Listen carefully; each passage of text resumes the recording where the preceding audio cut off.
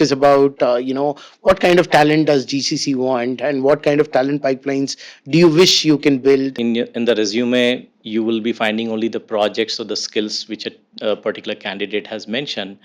But the key thing which at least I look at, it's like a 3A model. The landscape is evolving very, very fast. We are not even talking years now, and we are talking months. That really takes my thought to how fast should this syllabus be evolving. I have not seen that the colleges are having any kind of elective subjects from a business point of view. And a deadline, then the startups have to jump in with the best that they have.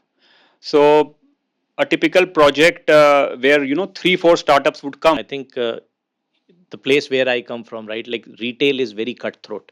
I don't want 20 solutions. I want 10 very good ways to solve the same problem. Because the focus is always on, at the end of the day, to be able to create a product.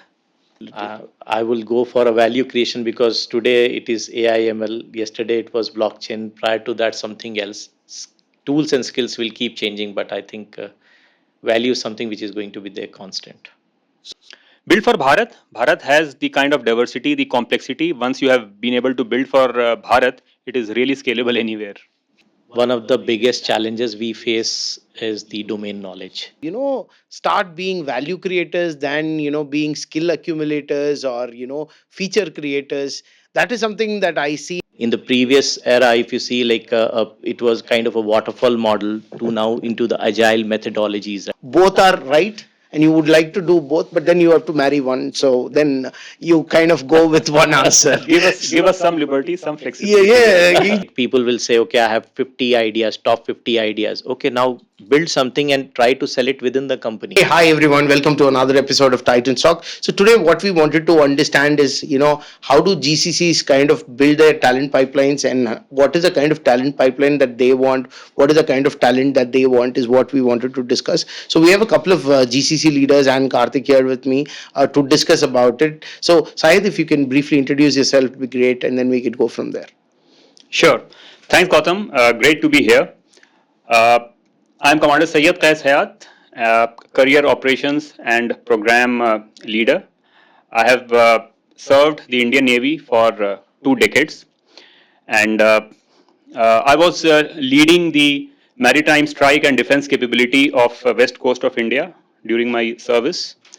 I was fortunate to have got command of 4 frontline cutting-edge warships during my tenure, where I was able to work with cross-functional operations and tech teams together. I was also able to interface with the Ministry of Defense and handled portfolio of 400 crore plus capex, around 80 crores annual opex. Then I transitioned out, did my MBA from Indian School of Business, and joined India's foremost AI and robotics hub, Art Park, AI and Robotics Technology Park at Indian Institute of Science. I was heading the operations, and I laid the foundational framework of the company post joining the entity, and I also directed development of a project for Center for Advanced Manufacturing for Robotics and Autonomous Systems, which was proposed to the Ministry of Heavy Industries and got accepted. And that diverted me to creation of Art Garage, which is arguably the largest robotics and autonomous systems prototyping facility of India at HMT State Jalhalli in Bangalore. It has about 25 plus startups and pre-ventures, more than 150 plus people working there on cutting edge problem statements from defense, industry, and some from the academia side. Apart from this, I'm also, for the context of today's discussion, I'm also the governing council member of Shetty Institute of Technology, Kalaburgi, and I'm really excited to be here and be able to add to the discussion and learn a lot from the co-panelists. Thank you, Gautam. Fantastic, thanks. Nitin, a brief about you as well. Sure. So my name is Nitin, and I'm the global head of data and analytics for Dr. Martens. Been in the industry for almost 25 years now. All in all, I would say been in the data side Started my journey with the IT services company called Satyam Computers, which was acquired by Mahindra. Now it's called as Tech Mahindra. Was there for almost 10 years, worked with various customers across the globe. Uh, it was a very enriching experience, but after I came back to India, one of the things I was thinking, let me go on to the other side of the world, which is basically onto the GCC space. And that's the time, I think around 2009, things were changing in India. I joined my first GCC, which was Wells Fargo. Built a team of around 200 plus team members, all into the data and analytics space. Then moved into another Fortune 5 company, which is United Health Group. Was there for some time. That was my second GCC stint. And then I moved into Advanced Auto Parts, which is a US based retailer. We used to have around 6,000 plus stores, and I was leading the data and analytics team for them. Built the GCC from ground zero. That is something which has been my forte. And for last 7 months, I have been there with Dr. Martins, and I'm repeating the same history, right? So that's something which I love to build something from the scratch and create more value. So that's a little bit brief about me. Thanks, Nitin. So, Karthik, a quick brief. Yeah, hello. I'm Karthik Subramanian. I started my career as a software engineer in Patni Computer Systems, IT services. Maybe around the same time when you were with Satyam. Worked there for about 2 years, and then out of my own choice, I went into academics. Since now 25 years, I'm with this Vishwakarma Group, Vishwakarma Institute of Technology. It's a premier engineering education college based out of Pune. Since the last 8 years now, I'm handling the training and placements. I'm the central placement officer. So we have approximately 3,000 engineering students who graduate from our colleges each year. And my job is to find internships and job opportunities for them. So it's quite a busy life because we run throughout the year. Daily we have approximately 4 or 5 companies on our campus, Monday to Friday. And we are almost running every single day other than some public holidays. We have someone or the other coming up because the college has been there for almost 40 years in Pune. Very well ranked, always between 60 and 130, 40 in NARF rankings since the last 8, 9 years. So we get many companies, GCCs coming to college, hiring students. So that's my role. Thank you. Wonderful. Thank you. So the idea here is to, kind of discuss about, what kind of talent does GCC want and what kind of talent pipelines do you wish you can build and how can, academia help, and also for the, welfare of the students who are watching this, how can that, kind of, help them decide what career path to go and what is the trajectory they have to do and all of that. So, Sahid, I wanted to kind of start with you. Do you think apprenticeship or internships kind of help in real world skilling for these students, and how does it help in in getting better talent for your firm? Of course, apprenticeships are one of the most important feeders of the most relevant talent that we need. I would look at context both from my military experience as well as the experience of industry and academia at Art Park. So Art Park functions on the confluence of government, industry, and academia.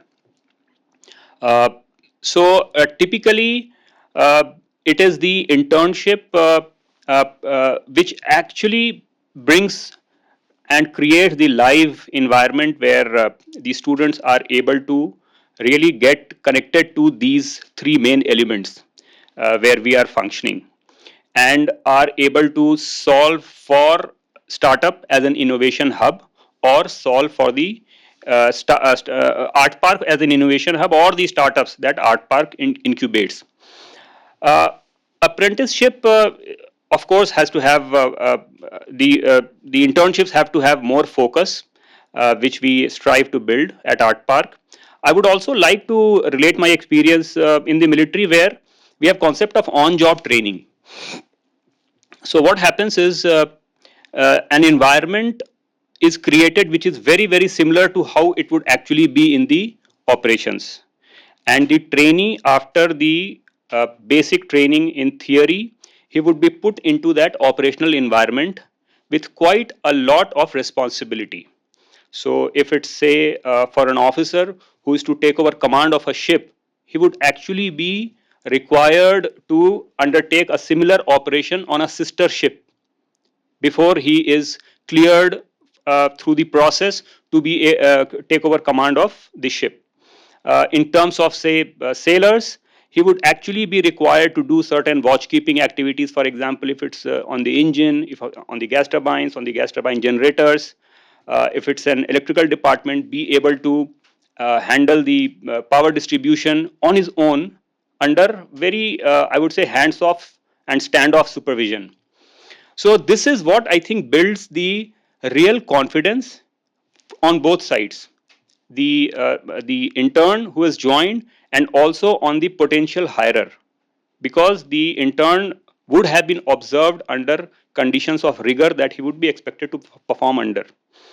Uh, a related aspect is also fellowships. Fellowships, though a very different concept, but again gives us another route to engage with the student body.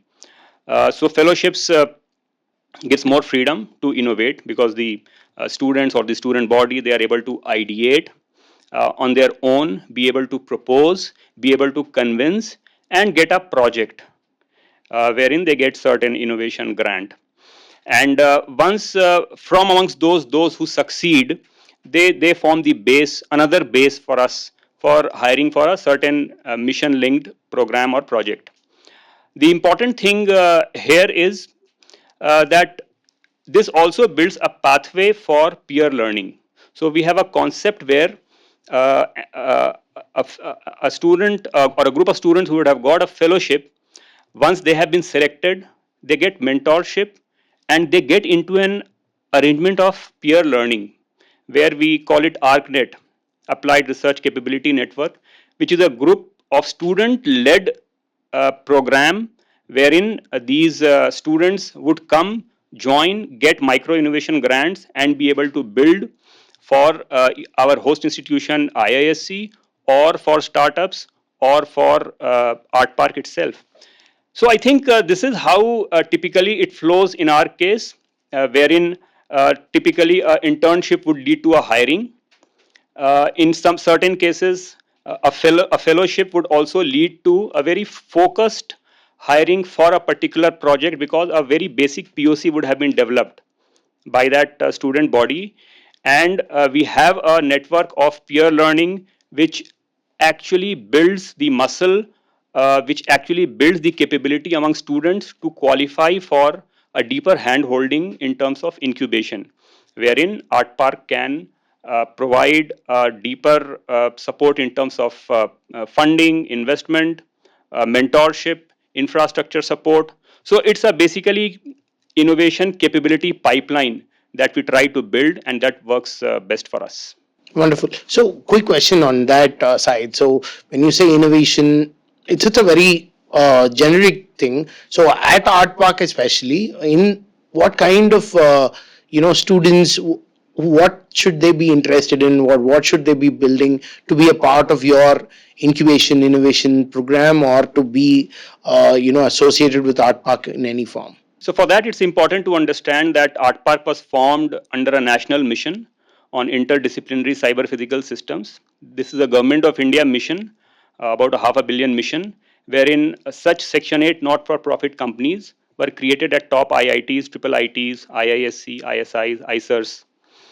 So a domain has been specified to each of these companies under the mission. Art Park's domain is AI for robotics and autonomous systems. A very differentiating proposition for all these companies, Section 8 companies, is that the focus is on translation, because this gap was realized by the government that we are doing pretty well in terms of research and develop laboratory POCs, and their industries are ready to manufacture, investors are ready to invest in TRL 67 technologies. However, this gap, this gulf that exists between TRL 23 to TRL 67 is what needed to be bridged. So typically we would look at hiring those people who have very strong focus on translation and be able to really build and bridge this gulf. So it is typically not hiring for research. It is not even hiring for manufacturing, though it eventually leads to manufacturing by these startups.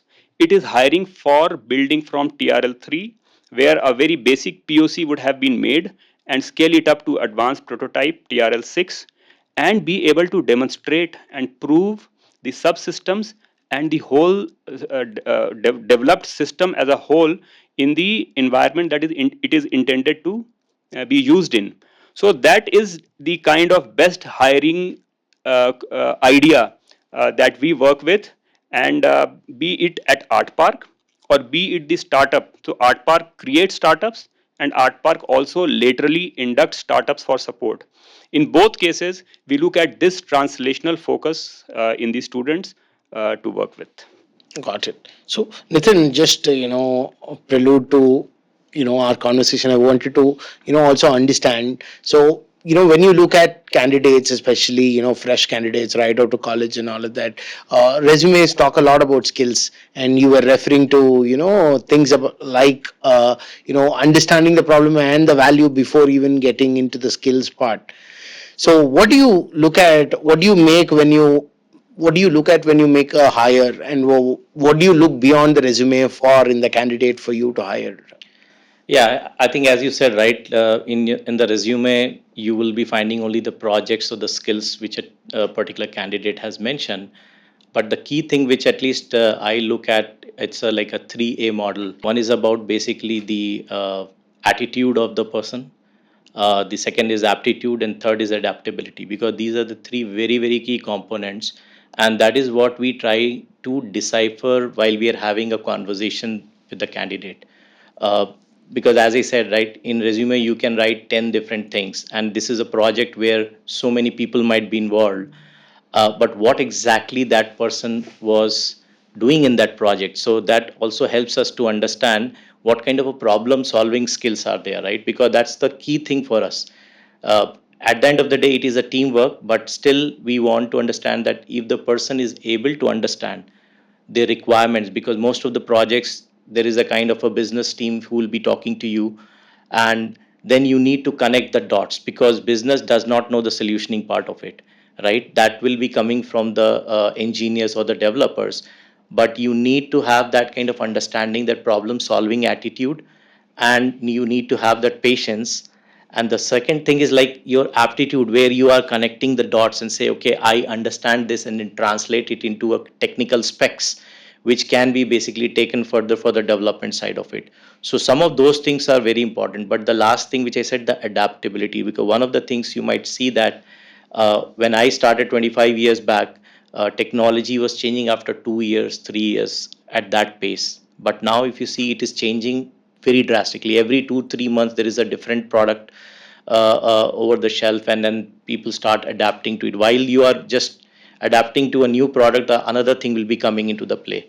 So I think the other thing which I try to see, how people are quickly learning and also unlearning, because we learn things, but if you don't unlearn, then there is a bigger challenge. So I think some of those nuances, which at least I try to see, that if a person is having these 3 A's, then probably that could be the best fit. Got it. Got it. So when you say adaptability, how do you, evaluate when you're looking at a fresher candidate? He has put in all the skills, he's worked on the whole, the latest and greatest technologies, and he has built projects. So how do you assess the fresher? What kind of things do you look for, and how do you assess that? So whoever comes to us, right, after 4 years of mostly in the seventh or eighth semester, that's the time when we go for campus recruitment. And it's not that they will be doing projects only in the final year. These days, I think in every semester you have a project, right? So I think we decipher into that one. We get into the details of it, that how exactly when you started your journey in the project phase, right? Like, what was your thought process? Because that was going to be there in your resume, right? And that's how we understand the journey of that particular candidate over last 6 to 7 semesters. And that will basically help us to understand that how the person is coping up. So and it depends on the person also, right? Sometimes you'll see the candidates, they are quite vocal. They'll tell you that, okay, I started with this thing, but now I am getting into this, right? In the previous era, if you see, like it was kind of a waterfall model to now into the agile methodologies, right? So how people are basically having that kind of awareness also, because a lot of colleges, they don't teach. It depends on the kind of a college you go. So the zeal of that particular person, sometimes the college is teaching or sometimes they are not teaching, so that also helps us to understand if it is not part of the curriculum, but still the person is able to understand what's happening in the ecosystem. So that's a very important thing which we try to understand, that is the person really curious enough, is the person really getting into the ecosystem, trying to tap in. Some of the students I found that they already have their LinkedIn accounts, and I said, how is it helping you? So they basically start reaching out to the ecosystem. If sometimes the college is not providing, those are the ones where at least we get excited that I should not be telling you what needs to be done, right? They are coming forward, they are thinking beyond what has been told. So that is basically helping us to understand they are trying to adapt in the wider ecosystem without anyone telling them. So that's how basically I try to identify. Wonderful. So Karthik, now that you've heard Syed and Nitin, so I wanted to understand from a perspective, how is Vishwakarma helping this, new transition, from the days where, 500, 600 in Infi, TCS to, 5, 6 hires in each of these GCCs. Yeah. So as I said earlier, these days the number of a lot of work has increased for colleges, for placement offices, as in to get many companies, because there were days maybe 20 years ago when just 4 or 5 IT service companies would come and each would hire 150, and the college strength was also just about 600, 700, and that's it. Everything was done. So these days it's no longer like that. So it has changed. So what we are also doing, in fact, when I was hearing Nitin out, as well as Syed as well, Nitin was talking about projects, right? So uh, what we did when we became autonomous, first thing, I mean, our college became autonomous in 2008, almost 17 years ago. We started an internship program. Of course, that is now there almost everywhere in town, right? So where there is a 6 month internship program, we extended that to a 1 year internship program. And then what we started doing in the last 4 years now is we have a concept of a project every semester. We started that 5 years back. So that means every semester the student must use all the knowledge of all the courses that he or she did and come up with one project. Then the challenge we started having was, okay, there were so many students doing projects, but then it was more or less, kind of looking very similar or whatever. So now what we have started doing, we have a separate section in our college, a separate dean, who looks into obtaining relationship with companies to get problem statements. Because colleges, our strength is we have a lot of young talent. We have professors who have PhDs in research and all that. But perhaps where we lack is, or where we fall short is ideas. So we notice that companies and businesses have a lot of ideas. Because they are there in the market, so they have ideas about what can be done. So we have started doing that actively, actually only in the last 2, 3 years, I would say, where there is an entire section in the college which is only looking at obtaining projects from the industry, which can be chopped into pieces and given to the students in their third year when they are supposed to do their semester project. So as a semester project, they do a small part for some company, some GCC, something they'll do. And then the professor's job becomes to ensure that all those things get integrated or something and delivered back. So that's one thing we started, and we're getting a good feedback in that. So we are noticing that this is helping. And then we also, what we started doing is, for that semester project evaluation, we call industry only to evaluate it. That also is now in place since a couple of years, because we thought, let's not ourselves evaluate this, let them come. So because we are in Pune and we have a good network of industries, so we have days where at the end of the semester, when so many people come together to evaluate the projects, and at that time also there's a lot of feedback given, because the company people, when they come to evaluate the project, they say, hey, look, you could have done this instead. Next semester ideas get formed over there and so on. So I think these are some ideas which we are trying to do at our college to ensure that students are more industry ready, because Previously we would just send them to the internship, and that was the first time in final year a student would do something for a company. But then we realized that let's get it on a little earlier only. So from second year, second semester, when they do the semester project which is sponsored by a company, by the time they go to their internship, they have already done many projects, and maybe a couple of them which are industry projects, which help the transition, what they were talking about. Got it. Got it. So coming back to you, right, Nitin, when you're designing a center of excellence, Capstone Lab, or, internship programs, right? How do you design it in a way that it works best for Martins, and how do you design it in a way that works globally? Sure. I think, as I said, Dr. Martens is a very new GCC. It's just a 7 month old baby, I would say. So we haven't done an internship over here. Certainly, we want to look for that option maybe after a year or so. But in my previous organization, the way I used to work on internships is that we used to identify a problem statement. If you ask me 15, 20 years back, we used to get people, we used to place them somewhere in some project they will do. But that was not working out well, to be honest, neither for the students nor for us. So one of the shift which you will hear from many people, right? Most of the GCCs, they try to identify a real problem, and we identify a buddy for that particular person. The moment the first week a person or candidate joins our team, first of all, someone will be there to basically take care of the nuances, because they have never worked in any kind of a corporate world. So some of the basics we try to teach them, and then maybe another week they will be getting to know what exactly is the project all about. That's where the lot of conversations will start happening from the business side of the people, from the product side of, because there are three core things if you see: business, product, and engineering teams. So we try to introduce these students to basically all the three teams, and then probably, as I said, we carve out the work upfront. We know that what we want, where we want to engage these students. So that's where we form those kind of a team. They will be seated within the actual project team, and things will be given to them. Okay, can you basically start working on with the design team and start see how exactly the things are happening, start documenting the requirement. You need to understand how the BRDs are basically written, and then how are we translating it into the solutioning part of it.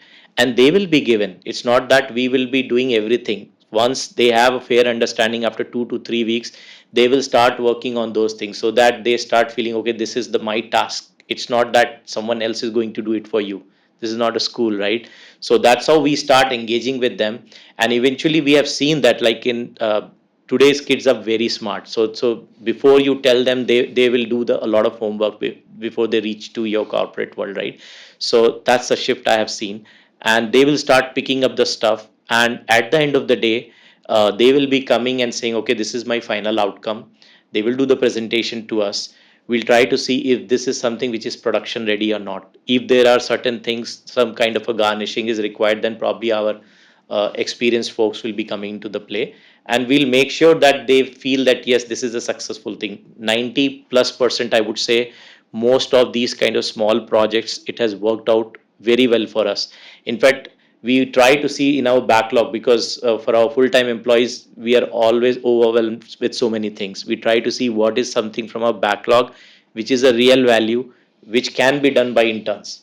So this is one of the things which we keep doing, that okay, create those backlogs, because let's hire interns. Sometimes we'll say, can we get some interns and get these projects quickly done?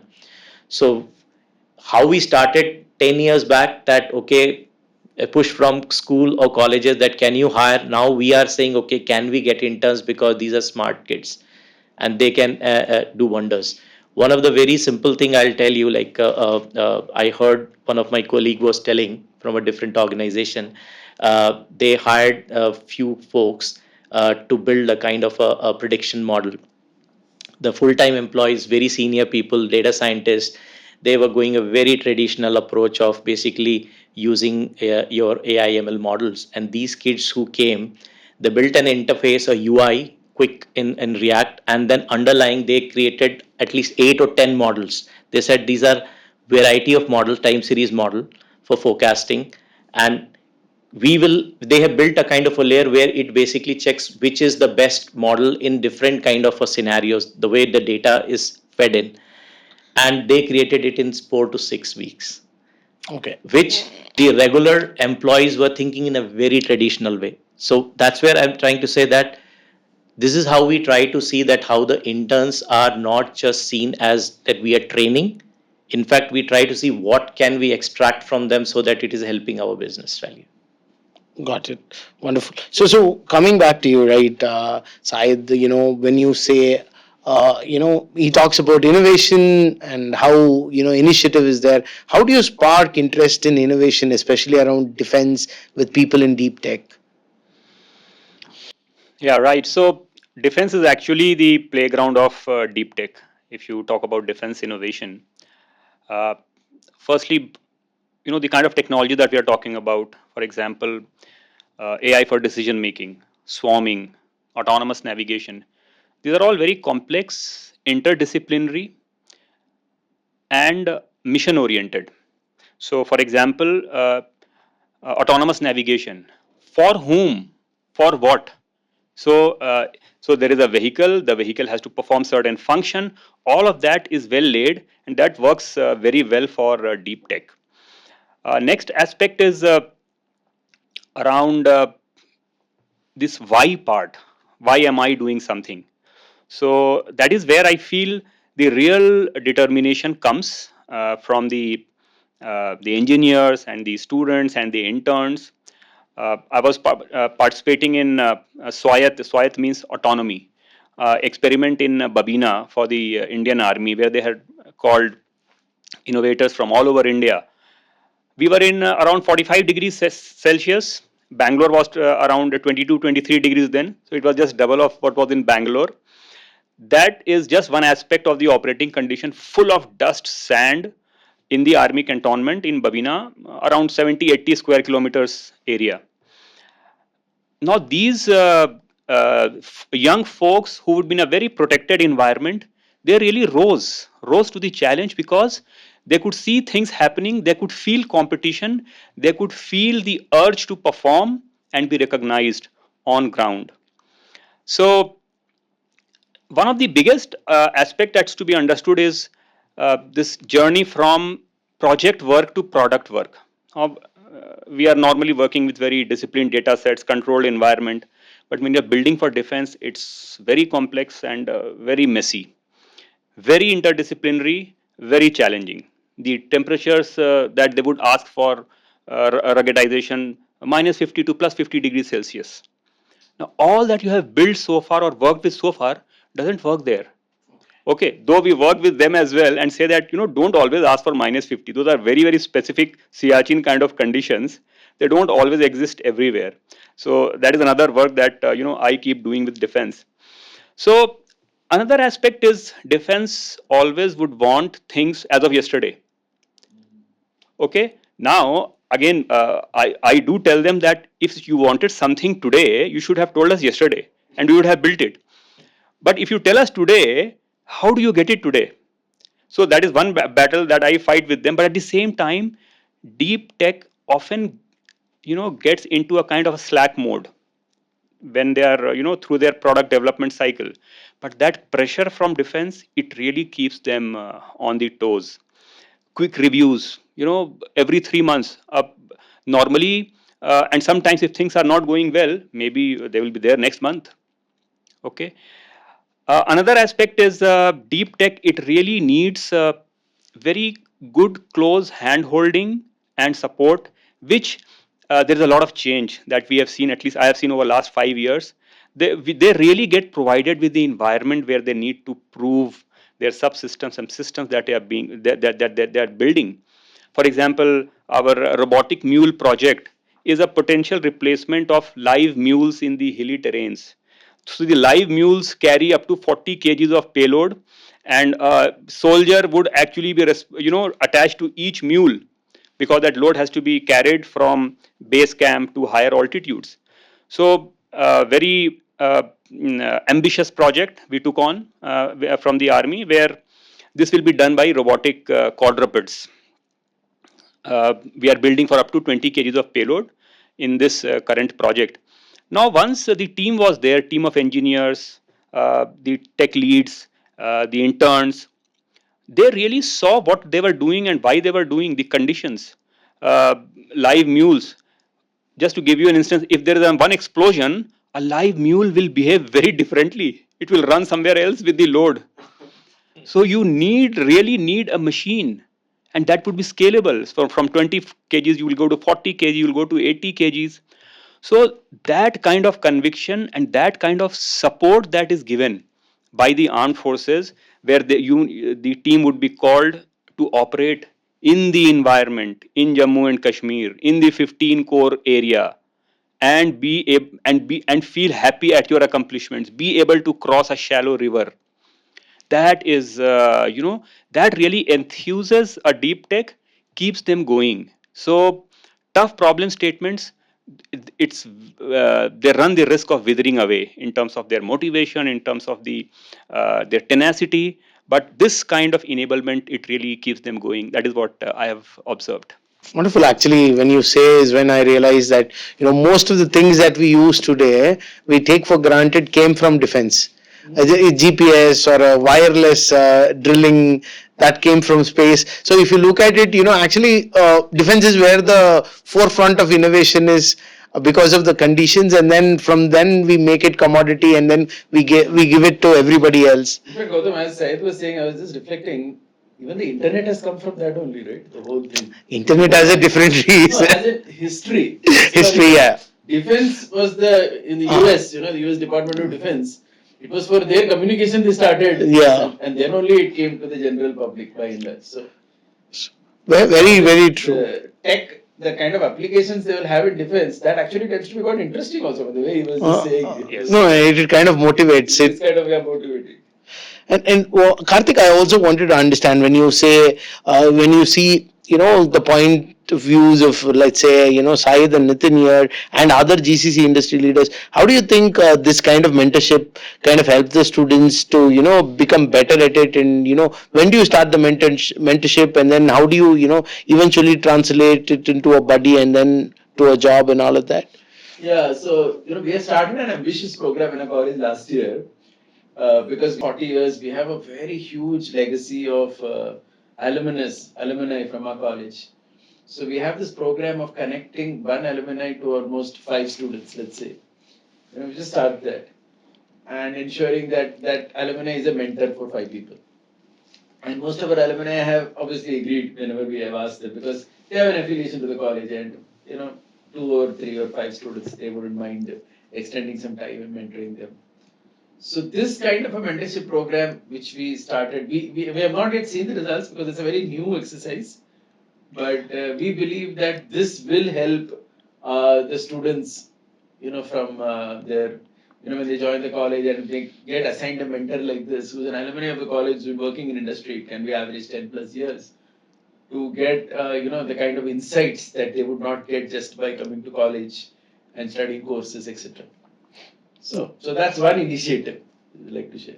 Okay. So, I also wanted to, understand this part from both of you, that, what do you think is lacking or could be better in a campus to a GCC kind of a pipeline? What are the things that you wish were there that, that will make your life easier? So, if I have to take a stab at it, I would say one of the biggest challenges we face is the domain knowledge, right? Because AI is bridging that gap of coding. Uh, 10, 15 years back, we used to look who's the best coder, right? Who can optimize the code and how exactly we can build the application. But now it is more about that what problem are you going to solve as quickly as possible. So one of the things which I do is that, like in my previous company where we had a MOUs with the colleges, uh, we started influencing in the curriculum itself. Example, like if there is a cloud thing, everyone is becoming like cloud native company, right? So initially some of the colleges they said, yeah, it's a kind of an optional thing. We said, no, that can you please make it mandatory, so that from a technical side, when they are getting into the companies like us, they have a fair understanding of a cloud. Similarly, we started also telling them, okay, can you make them ready in terms of some time of courses where critical thinking is there, right? Because that's a skill which people need to build. So some of those kind of a courses. Then the third, as I said, domain side of it, where we said, okay, if someone is really interested, because I come from a retail background, can we start coming and start giving some kind of a lectures to you guys, to your students, and this is not going to be a just one-off thing. We said we will define a kind of a curriculum which will require maybe a 16 to 20 hours of intervention, right, which will help you guys to understand the domain. Because when we, since we are doing a MOU, we want to make sure we have a continuous learning path for your students, and when we are interviewing them in the seventh semester, they will have a fair understanding.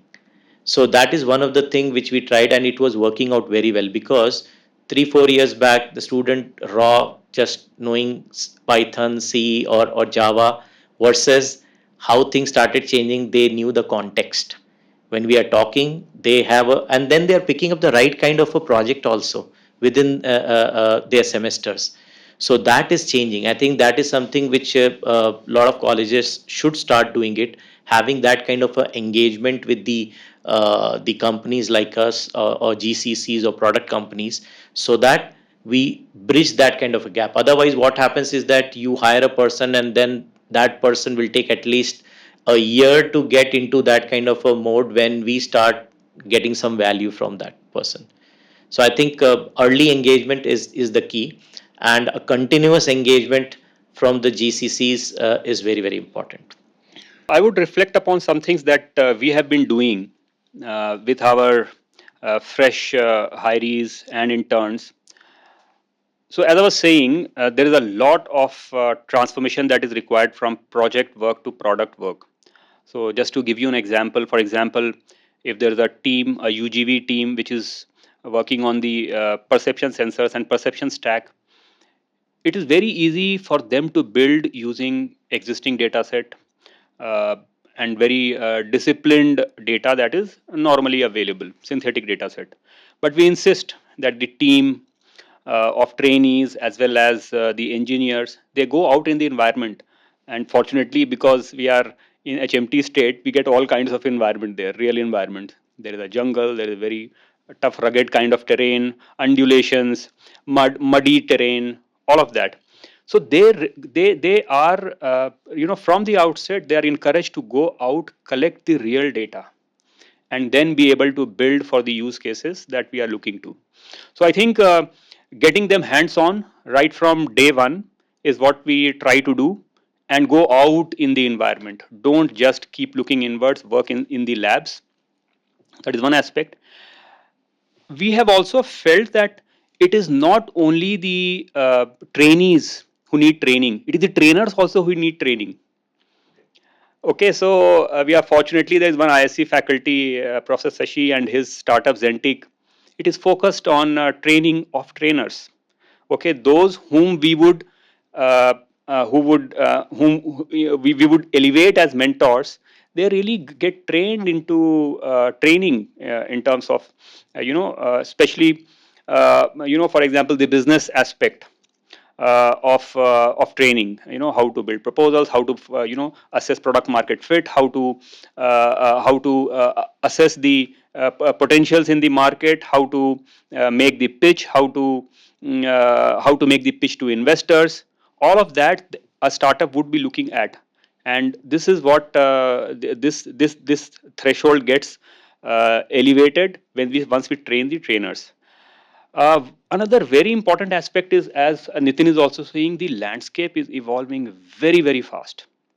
We are not even talking years now, and we are talking months. That really takes my thought to how fast should this syllabus be evolving. Okay, so what is this feedback channel from industry to academia? How is that working? If things are changing in months, it really needs to be very very agile. And I was hearing that the syllabus hasn't changed in few years.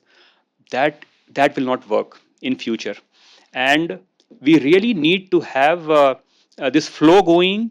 We need to have students working on projects which are credit linked projects, so that they are very very serious in doing those projects which are a fallout of this evolving landscape of technologies and tech innovations and the tech products that we see in getting thrown up every day. So when you guys say, right, so Nitin especially here, so how open are GCC leaders to invest time and effort into building this, and also for you are talking from a retail perspective, right? So how will a student pick which domain he should get?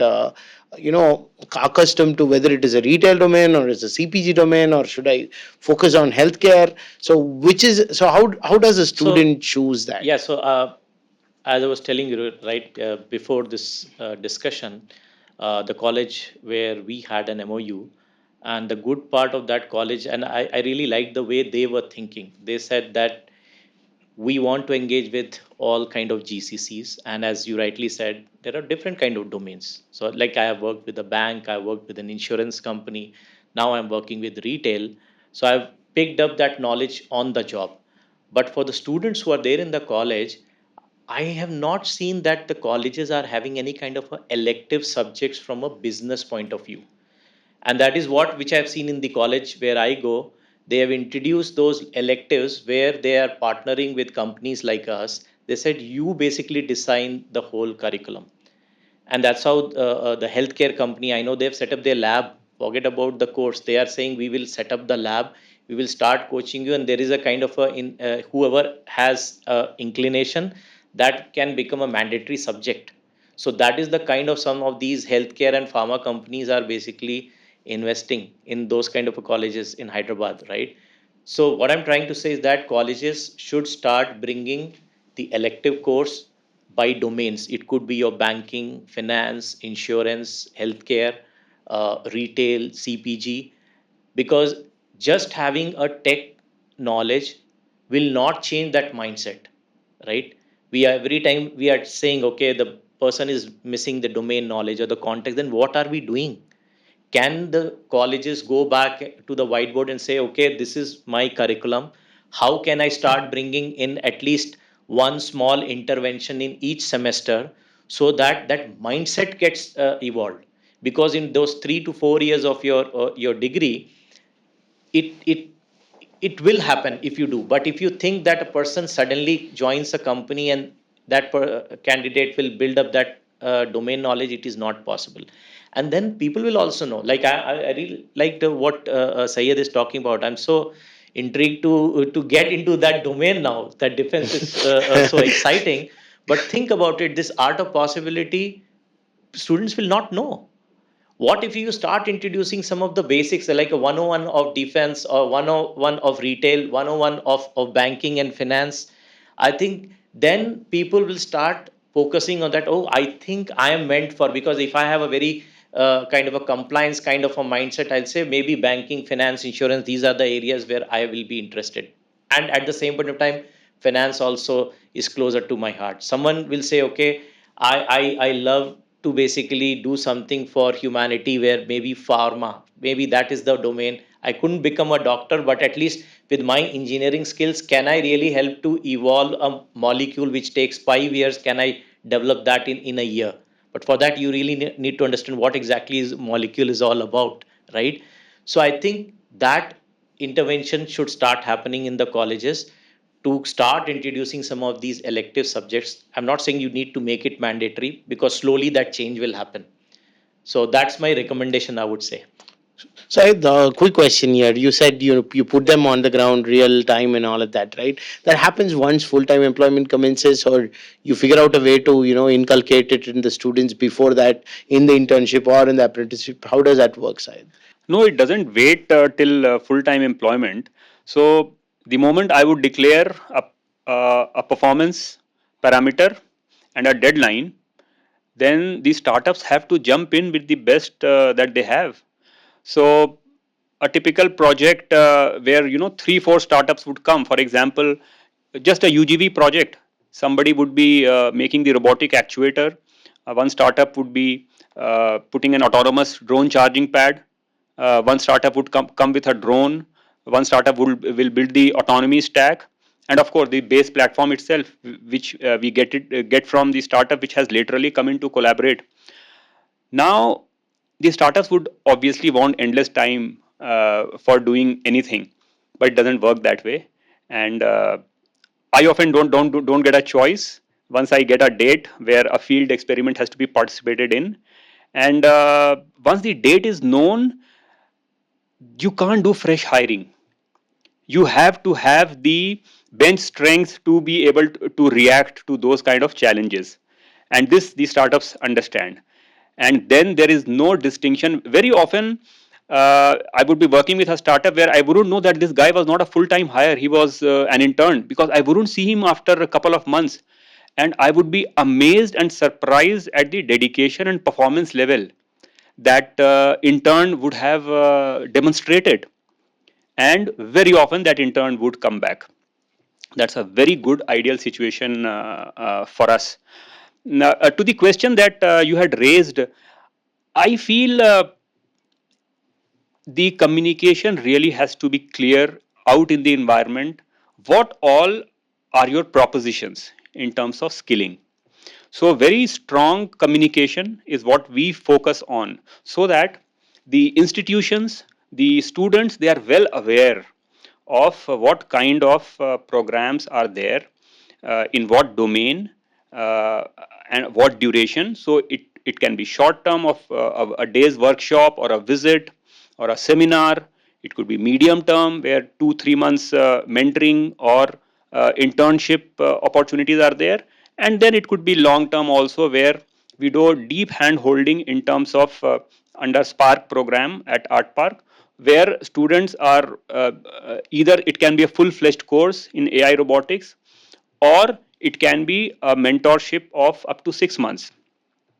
So now with the communication that gets put out through social media, the awareness goes, and what we try and do is always put things out there are open calls in most cases for participation, and good lead time is accorded to any event that gets planned, so that there is no wrong choices that get made out of lack of awareness. Because I think it's very important that as far as possible, interning should be in the domain that one is really really interested to work in. And we will not be doing our duty if somebody does not get exposed, somebody is very keen, capable, but does not get to know that that opportunity existed. So that is what we try and do through communication and through customization of the entire the skilling pipeline, starting from few days going up to 6 months timelines. Wonderful. So, Karthik, wanted to ask you, out of what Nitin and Sai told, what are the things that we are already doing at Vishwakarma, and what are the things that you think we can implement in the near term? Yeah. 2 points. One, I'll start with what Nitin was saying about electives. So that trend has indeed started in recent times. I would say in the last 10 years, a lot of industry electives are being offered at colleges. At our college, we have industry electives, especially offered by banking and finance. This is by companies only. For example, Barclays, previously SunGard, financial institutions, Credit Suisse before they merged with UBS. So they have all been running courses, because in Pune, what has been happening is a lot of these companies are there, and and almost 150 of our students would be being picked up only by banking and finance. So, because this has been happening since the last 10 years, at least in this functional domain, in this domain of banking, we have in fact electives in place at third year level, third year engineering. That's a good time to have electives and not only related to IT, but even in mechanical engineering. For example, we had an elective recently by John Deere that was on tractor, because that is something that we wouldn't teach in colleges, how tractor manufacturing, the details of that. So we wouldn't go into that because we didn't have that domain expertise. But that elective was again very well received.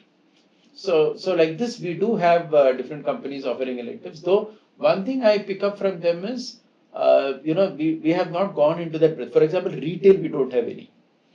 Retail, because as in fact Nitin was saying earlier, that previously maybe companies would pick up anyone lateral experience with IT experience, but now a retail company would like a IT guy with retail experience to come in. That's Right, right. because he understands the business. So this is a take-home point for me to go back and see how we could have many other domains as well, um, rather than some of the domains that we are already running.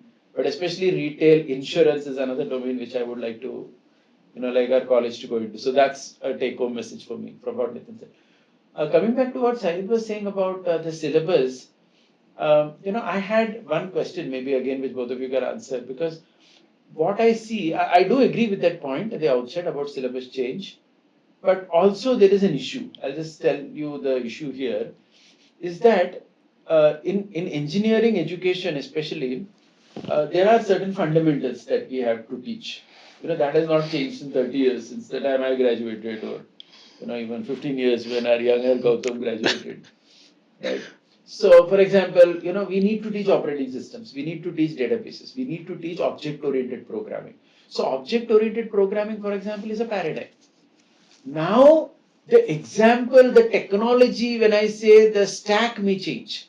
So, for example, now I may have a Java stack, or we may have C Sharp, or maybe some other technologies could be used to teach object-oriented programming, where a project is done in that.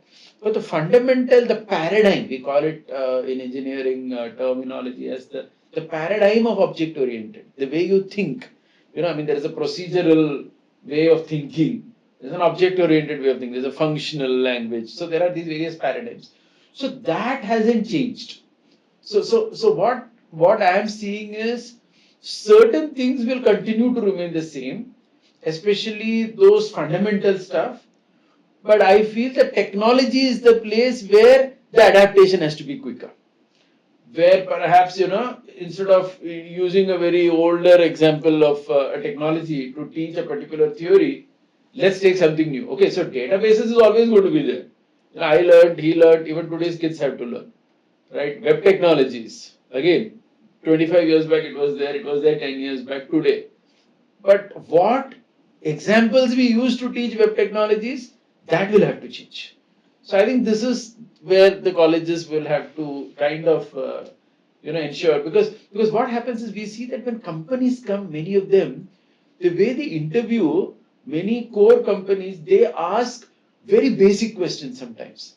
They don't even sometimes go into the technology. They are just stuck with the fundamental engineering principle only.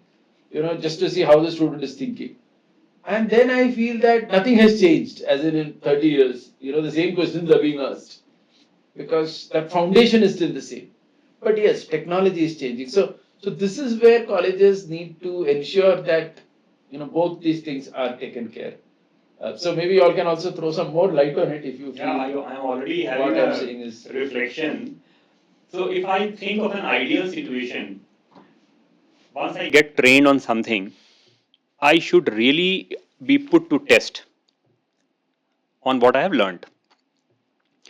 I'm reminded of, I was a young officer then, 2-3 years of service, and appointed as a non-specialist gunnery officer of a ship. I had undergone a theoretical training at training institution.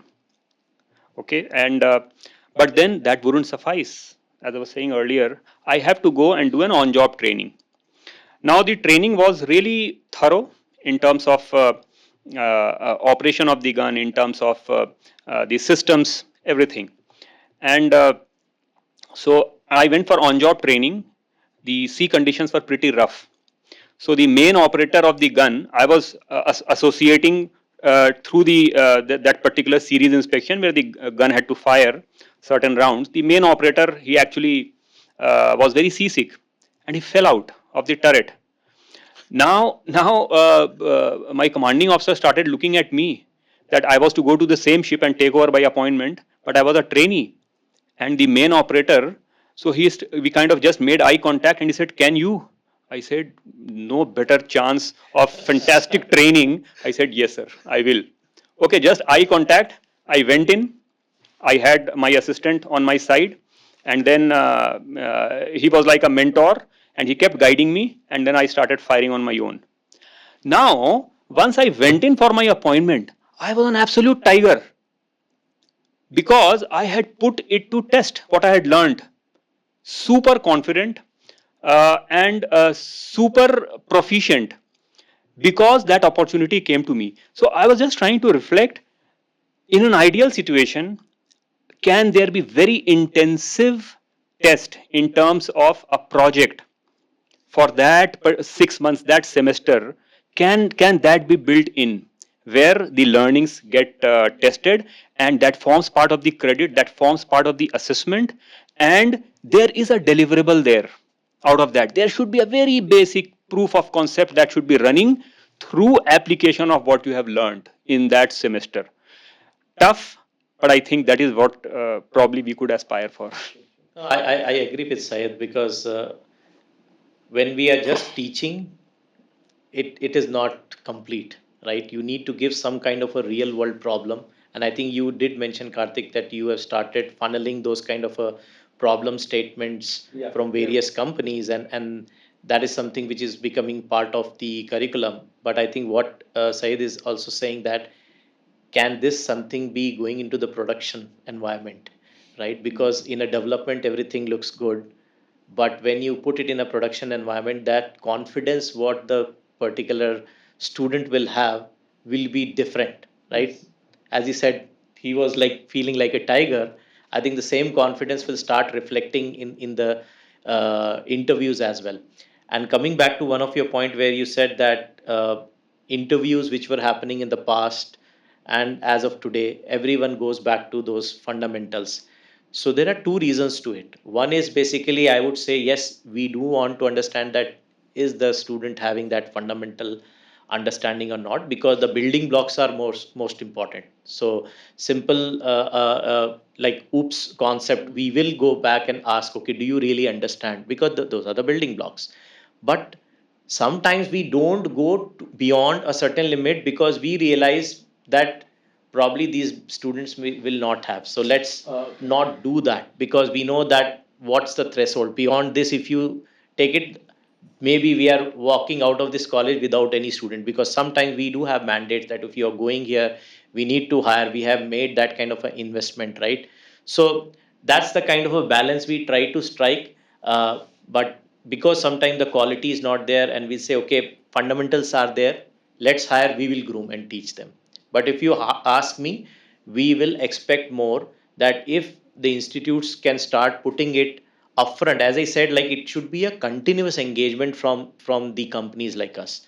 It's not just normally I have seen, I'm not saying for your college, but normally I've seen somewhere around September, October, things become very active, that they'll say, okay, campuses are going to happen, or by November, December, normally we used to go and hire people, right?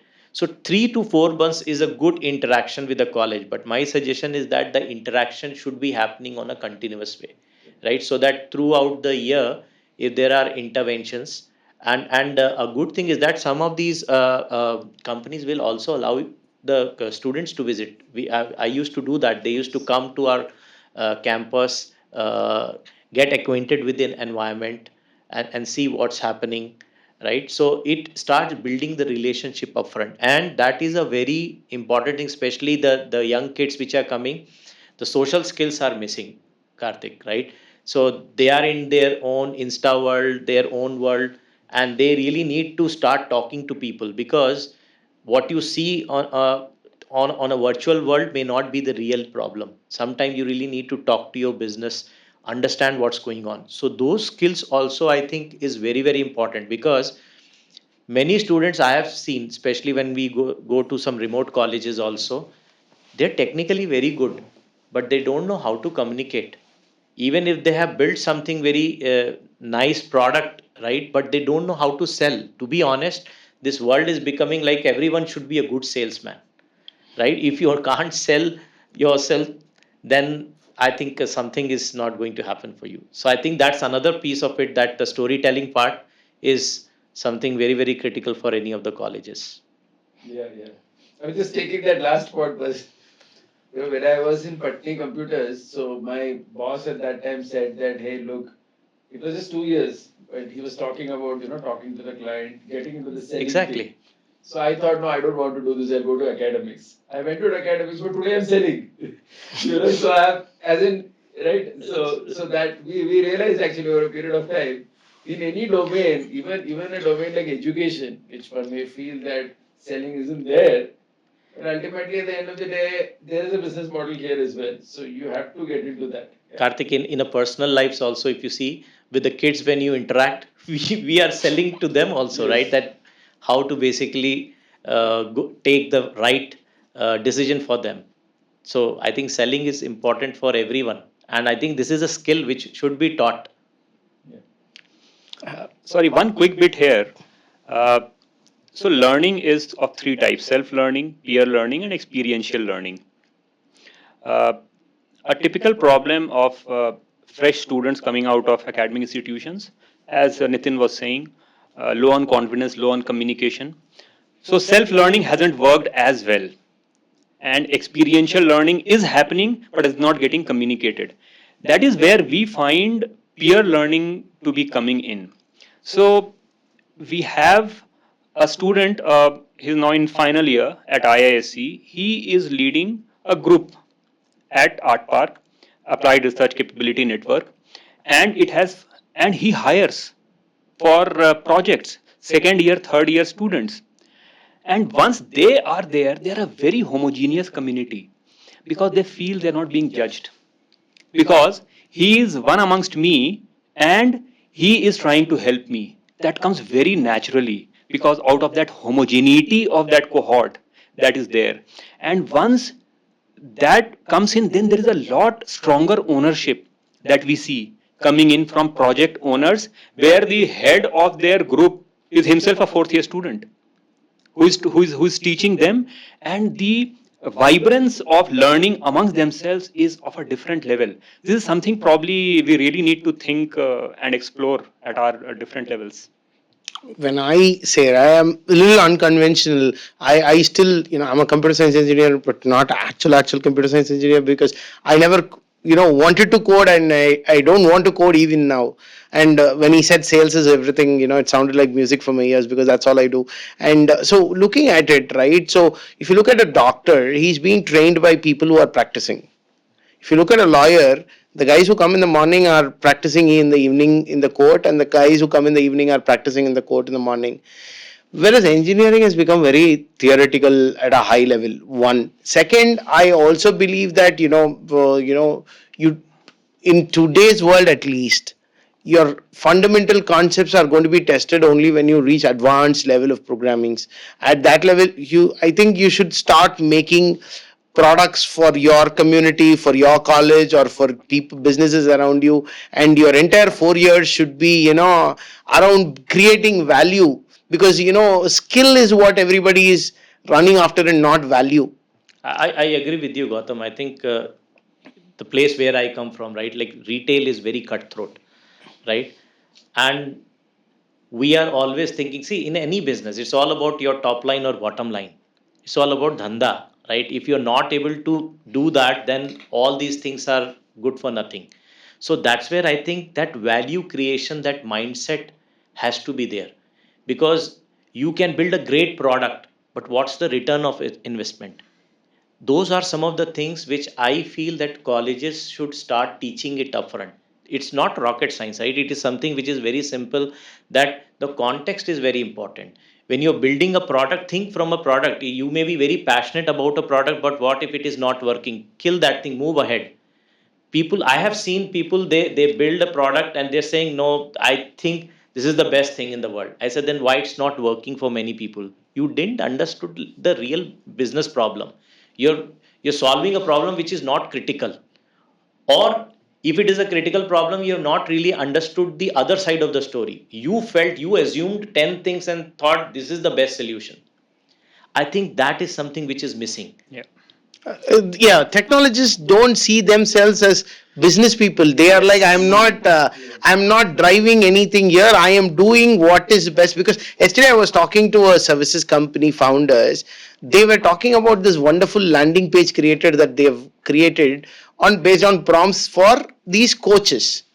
and they're saying we show this, but then they come back and tell me, hey, this is not working, that is not working. The fundamental problem of the coach is how do I get more leads, is not how do I, it's Exactly. about how do I drive traffic to this page. It's not about conversion percentage on this page. That is the second problem. So technologists always think from the angle of, they fall in love with the project. They kind of talked about that product for half an hour. I was like, I understood. Let's go to the next one. But they were like, no, you look, you can change here, you click this button, this happens, you do that, that happens, all of that. Yeah, wonderful. But, is it giving me more money? No, then why will I buy? That is what they said. We built this, it is so wonderful, but then nobody bought it. We just shelved it, and 6 months it's been on the shelf. So that's the thing. So how do you inculcate that into a student? How do you think that is something that you get into the student? So actually building without users conviction, users feedback and users involvement, I call it hobby. I really face it because this confluence of academia and an accelerator like Art Park, because there is a huge amount of research bank that is available. Okay, researches would typically lead to publications. Some of them would even lead to IPs. What after that? And that and in fact that is the purpose for creation of all these section 8 companies. Now this is again where I feel a larger mission purpose is very, very important, and that needs to come out of the larger construct under which something is happening. So any kind of training or internship or even skilling, what is that happening for? So if it's a hackathon, for instance, typically there would be different problem statements given to each group. Now we have started thinking, why should that be so? If I have a single mission oriented problem statement, why not try and get from 20 groups 10 credible solutions and widen the possibilities to solve that problem? So hackathon in a way inverted. I don't want 20 solutions. I want 10 very good ways to solve the same problem. Because the focus is always on, at the end of the day, to be able to create a product which somebody is ready to validate, somebody is ready to provide feedback on, somebody is ready to fund, somebody is ready to buy. And if that is not happening, then all of it is just in the closet and is of no use. So once that architecture is clear, I think things happen much better, much focused, and more results actually get churned out of the whole process. Wonderful. And I agree with Syed. I think one of the things which we can try is that, especially in colleges, is the design thinking. That's basically is something where you go and iterate your product, right? You build a kind of a simple MVP and then take it back to the users and see what is the feedback. I think that's the most critical part. If you start coaching the students in the college, probably once they are here, even we will become better. I'm not saying that in companies like us we are doing a fabulous job in that way. I think we are still there's a huge gap. People always think I'm working in a project or a program.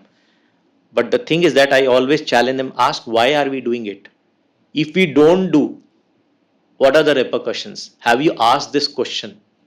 Because that's the fundamental thing. That is something which we need to teach. And I think that's a big missing piece.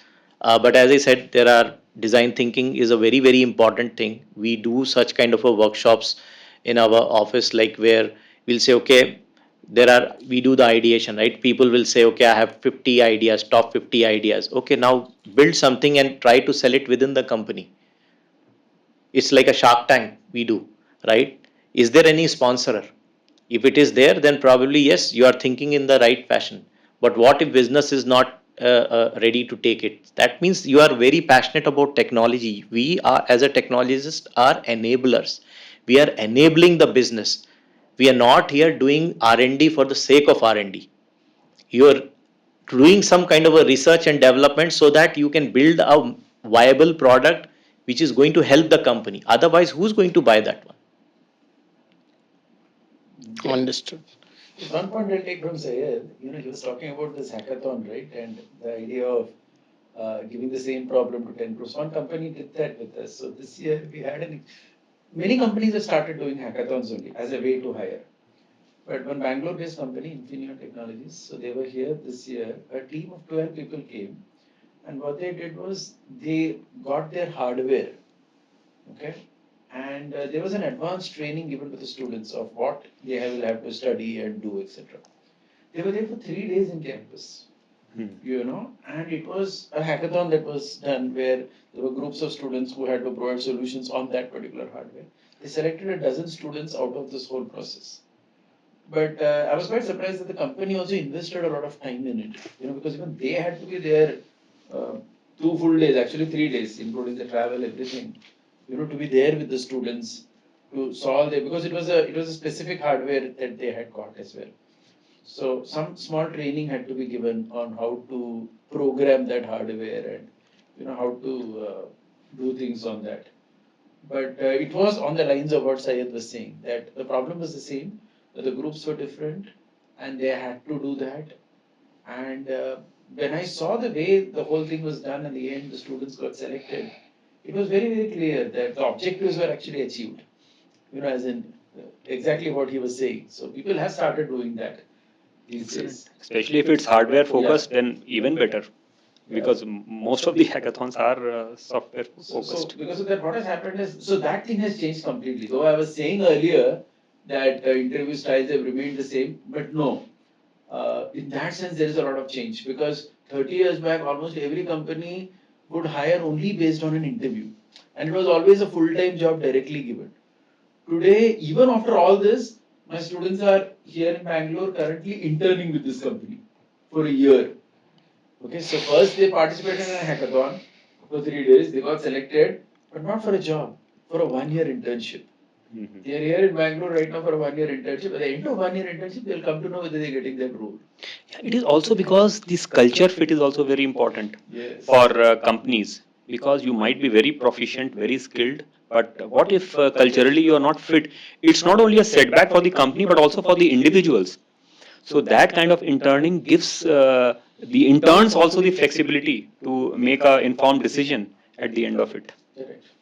So, in fact, when I, kind of summarize all what you've said, is we have to teach technologies folks to, start being value creators than, being skill accumulators or, feature creators. That is something that I see, and, probably more kind of a collaboration from the, corporate side in terms of training and grooming this talent. And probably, now that you've told me, right, Nitin, now I'm thinking, okay, how about this? I have a lot of people who are experienced in CPG, banking, insurance, and all these guys. So how about we make a 101 for banking, 101? So we do it, we don't even we have a riverside, we just talk with people and then say there is a 101 for banking, 101 for CPG. So at least, it is not a fungible kind of a content. So you go to a college, you deliver it, it's 60 people, and then it is gone. So the knowledge accumulation is also not happening, and you might have to repeat yourself in multiple places. So given this, this online media plus, my network of people that I connect with in every different industry, probably some people are interested. So, until I learned about pharma, bulk of the analytics in data science we used to do with music was just Salesforce analysis. It's not about, clinical research was not even given to us. It was like, there is something called clinical research. All we used to do was Salesforce dashboards, Salesforce optimization, sample optimization, and all of that. I didn't know how pharma companies, doctors are the customers, not us, is something that I realized after joining. I was thinking we are buying the medicine, so we are the customers, so they're taking money. So, but that's not how it worked. So these are all things that probably, came into me, and when I when I coincidentally say I moved into the sales team. So initially I was in a project for telecom doing churn analysis. Then I moved into sales. So when I moved into sales, I had to sell everything. So I took a notebook, and because I used to sell to the US clients during the night. Morning, I'll take a note, and then I'll go to every team in Music, like 3,000 people. I'll go, okay, what do you do? What project do you do? What do you do? And then we realized that for Xbox, we were doing FAQ analysis, and there was a 7-member team. The idea was that the FAQs have to be so efficient that they don't have to contact a contact center, because that was a cost center for them. So if they are improving their FAQs in such a way, the thumbs up, thumbs down that you give, that did it solve or not, that is the only data they had. From that, they were improving the efficiency of the FAQs and seeing what are the follow-up questions, and then they were doing all of that. So those are all things, I think, from a student perspective, we can make it available even before they come into the industry. So that is something that I'm thinking, and that is something that I think would be wonderful to have it. So we can do that also, Karthik. From a logistical perspective, it will be more valuable, and then we can create an online university. So I wanted to, it's like this rapid fire. We wanted to call it decision dilemmas in a more corporatish way of talking it. So I want to, ask you like A or B kind of a question where you guys, tell me one. You don't have to justify. Some most questions will be in a way that both are right, and you would like to do both, but then you have to marry one. So then you kind of go with one answer. Give us some liberty, some flexibility. Yeah. You just pick one and fly with it. No, you don't have to justify. He will tell you 2 actresses, you have to pick up one. Which one? You can't say both. Oh, so I like this of that and that of this is not. You have to pick up one of them. So that's why I said marriage. I was like, so okay. So Syed, I'll start with you. So would you prioritize innovation labs or classroom lectures? Innovation labs. Okay. One line, because classroom lectures are information and innovation lab is building under constraint, and that is what I think students need to learn. Okay. Focus on tier 1 city colleges, or you will focus on rural innovation? Rural innovation centers, because that is where the scale lies. We set up a robotics lab in Hardoi in UP in conjunction with STEMpedia, and that is where we draw a lot of satisfaction from, a robotics lab there where people wouldn't even have thought of. Okay. So build for the world or build for Bharat first? Build for Bharat. Bharat has the kind of diversity, the complexity. Once you have been able to build for Bharat, it is really scalable anywhere. Like if you can drive in Bangalore, you can drive anywhere. Absolutely. No. If you are able to detect cows and buffaloes on the road, then you probably can drive safely in a US situation. Wonderful. So and invest in student-led defense projects or faculty-led ones. Student-led with strong mentorship from faculty. We are practicing that. Students have proposed projects, but there were a lot of gaps, and that is where faculties really came in on exoskeleton proposal, for example, for defense, and they really robustified it. Wonderful. And hire project-based interns or full-time research associates? Project-based interns, which is the pipeline to become full-time research associates, because I think performance and then it should finally lead to permanence, in my opinion. Got it. So Nitin, coming to you. So would you look at India-based talent, or you look at hybrid talent with global rotations and all of that? I'll go for hybrid talent because that always helps. As I said, right, you need to understand the context. Sometimes if you have been in different locations, the context is much clear. Got it. Hire for aptitude or hire for the tools and skills? I think I mentioned in my initial thing, right? Aptitude is the most important thing. Partner with colleges or third-party boot camps? I'll prefer colleges because that has always helped me out. And that's a long-term thing which I've been telling, that it should be long-term partnership with the colleges so that that ecosystem gets built. So when you're building your tech team, will you look for AI/ML skills, or would you look for value creation and adaptability? I will go for a value creation because today it is AI/ML. Yesterday it was blockchain. Prior to that, something else. tools and skills will keep changing, but I think value is something which is going to be there constant. So, would you prefer students with multiple internships or one deep capstone lab kind of a experience?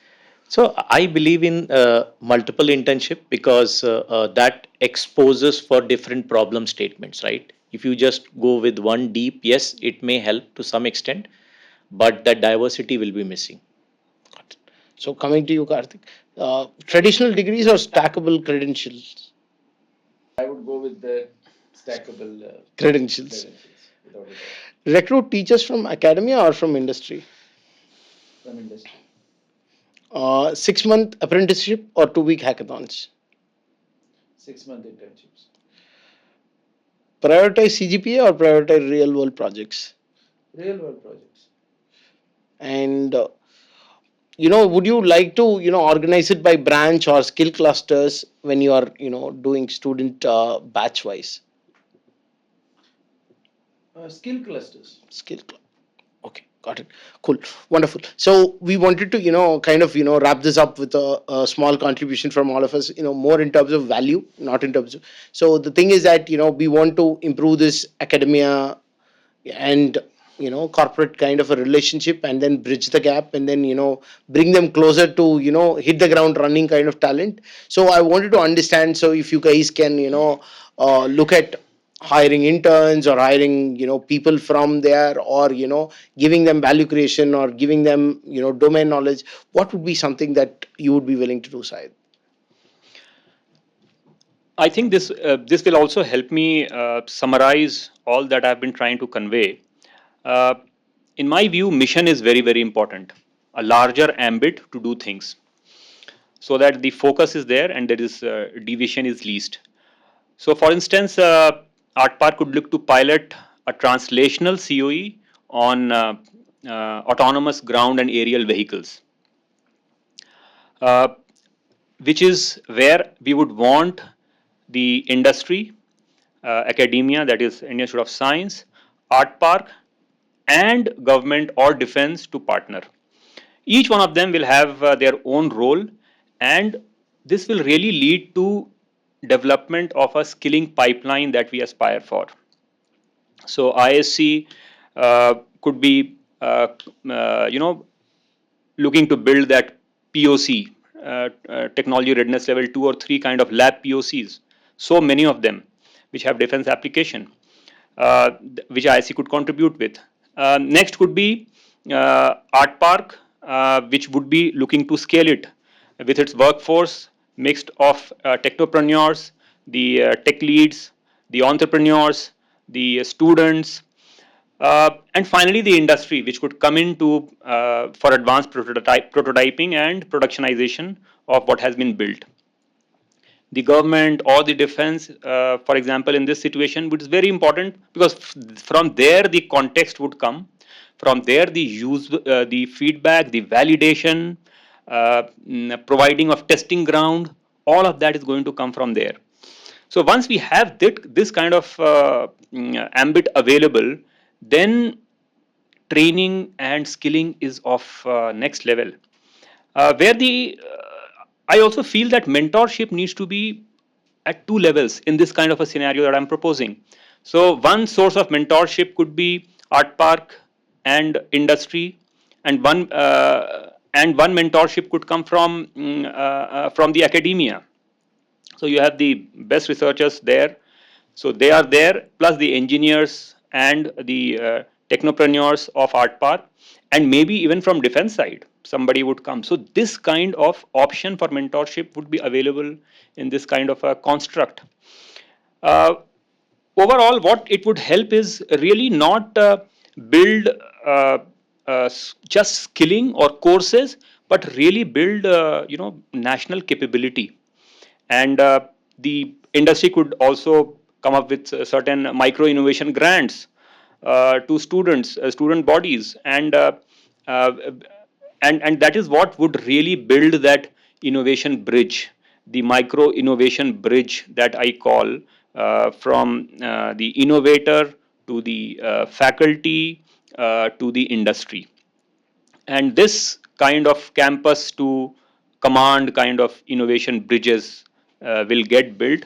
Uh, the components of that would be micro bridges. For example, a student sitting in, say, Bhilai, being mentored by an ISC faculty and has an opportunity to work with engineer of art park or engineer of industry on a problem which defense is looking desperately for. For example, there is no fully autonomous vehicle in this world in any of the armed forces. We probably need, but it's a very, very tough problem statement to solve because of the kind of terrains they need to operate in. So it has plethora of opportunities of forming small innovation groups, enable them and expect results from them. So this is what I feel would provide a the context, the mission, the directivity, the purposefulness for us to really do the kind of skilling, the kind of training, the kind of development of ecosystem ground up for our young freshers who are coming out of the colleges. Wonderful. Nitin? So I would say, Gautam, like I think hiring is a big challenge for any companies like us, right? When we go to colleges, we always say we are not finding the right talent, and I think there is a equal opportunity from both the sides, from the people who are hiring as well as the colleges who are training and coaching. I think both need to come together, form a kind of a cohort for certain domains, like as I said, like whether it's a banking domain or an insurance domain or a retail or a pharma, and bring different companies together. Don't just wait for one, right? Because you get a different flavor, because in within retail also there are so many nuances. It's an ocean in itself. So bring those kind of organizations together, build a kind of a program. As Sayed is saying, it's not just theoretical thing. It should become a kind of a practical approach after you do your 101s and 201. Then start getting into the real problem statement. Like example, as I said, it's a tough problem to do a dynamic pricing, right? Like think about the Cyber Friday which is coming up, right? Like the Black Friday. Black Friday. Black Friday. So those kind of times, like how the things are changing, because you need to understand what your competitors are throwing out, right? So how to get that competitive analysis done on the fly, and then it's a difficult problem. It's not that easy. But think if we can start bringing some of these nuances to those colleges and they start learning in that 4 year degree course, right? That's where I said the intervention should start happening upfront from the first year onwards, from a very simple understanding. Okay, what's going on, which industry, maybe this is not for me, right? Like they will, students can explore 3 or 4 different domains, and then someone will say, okay, I'm more passionate about this area, right? So that is the kind of a very focused approach should be there. Then we will not be blaming each other. Like industries will say, oh, colleges are not ready, and colleges are saying, you, I don't know what's happening in the other side of the world, you guys are not hiring from us. So let's bridge that gap by forming these kind of a cohorts. It's very important that you bring those people, then students will start understanding the context. And the other thing which I learned about one of the universities, not from India, what they're doing it beautifully, they are rotating their students in 8 different locations in the world. So the first semester you do it in country A, in a continent A. The second semester is happening in another place. Third is happening in another place. And it is not just they are doing that course. They are teaching, and 15-20% is the teaching, and 70 to 80% is basically they are building the product. And they are saying you are building all these startups. So they are saying it's your startup. In your 4 years of your journey, in 8 semesters, you have built at least 8 startups, out of which I'm sure at least 2 will be successful. So you are not basically seeking for a job. In fact, you are becoming the job creators upfront. So that's a very different mindset, right? So I won't name the university over here. Offline, we can talk about it. But that was a very interesting concept for me.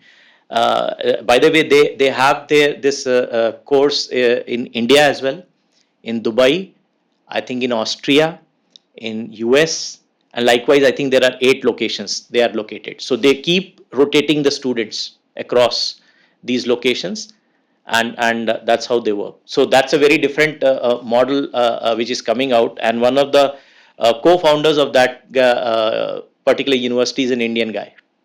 Wonderful, wonderful. We can work together to see how Vishwakarma students can be a part of the the program that you're creating, and in terms of you coming and sharing your knowledge, and that's a very interesting point. We can create some 101 201s online, open for everyone, and then take it further in a way in which we can do better.